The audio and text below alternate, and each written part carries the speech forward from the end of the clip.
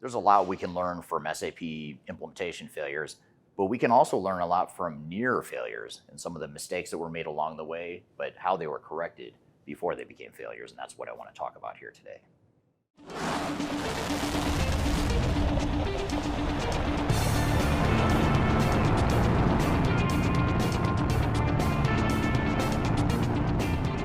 My name is Eric Kimberling. I'm the CEO of Third Stage Consulting. We're an independent and tech-agnostic consulting firm that helps clients throughout the world with their SAP and ERP and digital transformation journeys. And one of the clients we've recently worked with is a large multinational, multi-billion-dollar organization that's running SAP ECC, and they were trying to decide whether or not they should move to S/4HANA. Now, like a lot of organizations, they're trying to navigate a lot of issues, a lot of complexities and nuances around that decision. How should we migrate? When should we migrate? What about third-party support? How do we leverage AI? How do we ensure that we have cybersecurity stability? All those different things factored into the decision. And this company came very close to spending nearly $100 million on an S/4HANA implementation, but through strong leadership and clarity as an organization, they were able to determine that they weren't going to throw out SAP, but they were going to stick with ECC until they were ready to move to S/4HANA. And I want to share with you some of the details of that story here today. If you're leading a digital transformation or ERP initiative, and you want to avoid the costly mistakes that most organizations make, that's where Third Stage Consulting comes in. We are an independent and technology advisory firm, meaning that we don't sell software, we don't take commissions from vendors. Our only job is to protect your interests and be on your side. We help executives and project teams plan, deliver, and recover digital transformations and ERP projects, reducing risk, improving adoption, and delivering real business value. If you want clarity before you commit to your digital strategy, or if something feels off track to you, feel free to reach out to us at thirdstage-consulting.com, and my team and I would be happy to help. So let's talk about the specific situation that this client was facing. To start from the beginning, a few years ago, I got a call from the CIO at the time of this company. Called and said, we're about to migrate to S/4HANA and we want your help with strategy and change management and helping us implement the overall solution. And we had several great meetings that looked like we were probably going to win this client. But fast forward a few months, it turns out that they never moved forward with an SAP project and we never worked with them at the time. So then you fast forward another year to 2 years later, I get a call from the COO who said, the CIO is no longer with us, and I've taken over IT for the time being, and I'm trying to figure out what to do now about the ECC software we're using now and how we may or may not move to S/4HANA. And two of the things that were causing a concern at the board level on down through the organization was they had recently had a cybersecurity breach. So they had a significant breach as a material. Someone got in through one of their backdoor third-party legacy systems, and that was creating concern that maybe we need to upgrade to S/4HANA to navigate that challenge. The other dynamic at play was that the old CIO, who had left shortly before I got this call, had planted in the minds of the board that S/4HANA was the only way that this company was going to survive in the future. This is a legacy company that's been around for close to 100 years. It's in the Midwestern US, but with global operations, very blue-collar mentality. And he had convinced the board that the only way this company could scale and survive and navigate the cybersecurity issues and the maintenance sunset issues that SAP was introducing, the only way to navigate that risk would be to upgrade to S/4HANA. So now the board, for the most part, was thinking we need to upgrade to S/4HANA, and that's the only option we have. So the COO, who's been with the company for a long time and has seen the ebbs and flows of technology and operational changes and market changes in the company, said something didn't feel right. He wasn't convinced that that was the right path for them. So they called us. They called us back in to come in and do an assessment to figure out, do they need to move to S/4HANA? If yes, when do they need to move to S/4HANA? And what would that strategy be? So this entire situation, all these different moving parts I just described, led to a huge amount of pressure internally and a decision point that had to be made, and that's what I'll talk about next.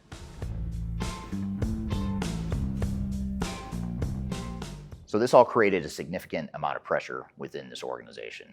The CIO came in as a new resource, very credible resource, someone who's very experienced, knew SAP very well, had a lot of experience with SAP, and pushed very hard to move forward with an S/4HANA implementation.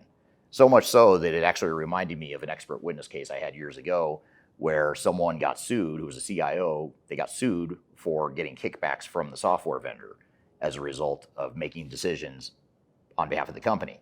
Now, I'm not saying that happened here, but it did remind me of that case because he was so adamant about wanting to move forward with S4HANA.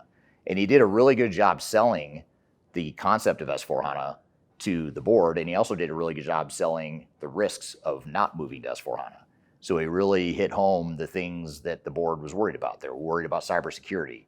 They're worried about not being able to take advantage of AI. They're worried that the S4HANA maintenance was going to run out through SAP by 2030. So all these things added up to a board who said, we've got to do something. We can't expose ourselves to this sort of risk. But what this person did not do, the CIO did not do, is he did not adequately lay out the risks and the problems and also the alternatives they had to navigate those same risks, but at a much lower price tag and a much lower risk profile. And what's really interesting about this case too, is that not the entire board is unanimously on board with making this change, but despite the fact that some of the board members had a bad experience with S4HANA implementations at other companies that they had been board members of, they still wanted to move forward with the project because they thought that was their best and only option. The good news is that they had other options that they hadn't considered, and that's what I'll talk about next.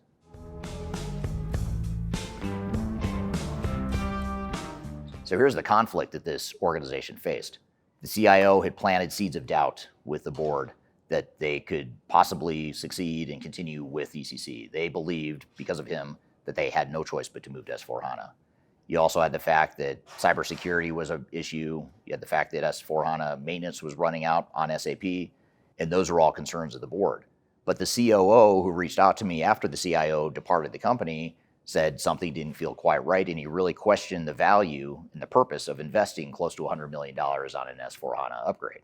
And the biggest thing that he pointed out, which I found very interesting, and I don't think I've heard a leader bring this up themselves without me bringing it up to them, is the fact that he said, you know what, we have so much intellectual property built up in our ECC customization. And I know a lot of you listening just cringe at the word customization, and you think, well, that's technical debt, and they're not future-proof if they're using an old version of the software and they have customization. The reality is they've got competitive advantage in that software, whether you like it or not. Whether you think that software is modern or going to sustain into the future or not, it is their competitive advantage. And what he was worried about is if they went to SAP Clean Core, they would throw out that intellectual property and they wouldn't necessarily have a way to navigate that. Add to the fact that they did a gap analysis and found that there were a lot of significant gaps between what S4HANA could do out of the box versus what their business operational needs were and what their business model was. So this created a huge amount of conflict. You had a board who was very concerned, wanted to move to S4HANA. You had a COO who wasn't sure, and you had an IT group that was probably leaning a bit towards S4HANA, but it's easy for them to because it's the latest and greatest. It helps build up their resume, and it's not necessarily their money they're spending. So you had a lot of conflict and a lot of turmoil in this decision, and so they hired our team to come in and assess.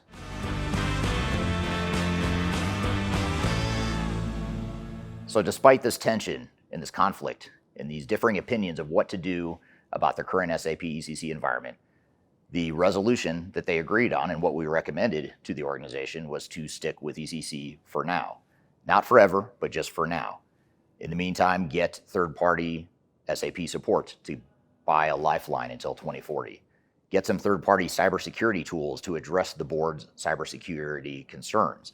That's not something you need S4HANA for. You can do that with third-party tools. And by the way, the system that was the culprit of the cybersecurity breach that they experienced with ECC had nothing to do with ECC. The hacker had gotten in through a third-party regulatory system that they had to use. They got in through that system to access ECC. So even with S4HANA, you're still not going to be able to stop nefarious behavior just because you've upgraded to a new system when there's third-party software involved. So they looked at ways that they could use third-party cybersecurity tools. And the way they left it with the board was we will check in on an annual basis to see how things are going. And at some point in the future, we will probably need to go ahead and make that move to S4HANA. But in the meantime, the way they looked at it was it makes sense to stick with ECC and use that $100 million that they just saved by not moving to S4HANA. They could reinvest that in factories or new product development, new employees, strategic initiatives, other things that will actually help grow their business with a much lower risk profile than an ERP implementation. So that's what this customer did, but I'd love to hear from you. Have you heard stories like this? Have you navigated this sort of tension or this sort of decision differently? Love to hear your feedback in the comments below. And if you'd like to learn more about some objective, no BS advice on how to avoid failure with your S/4HANA implementation, even if you are definitely moving to S/4HANA, I encourage you to read our guide to successful S/4HANA implementations. You can find that by scanning the QR code right here, or you can go to the links below. So I hope you found this information useful. Hope you have a great day.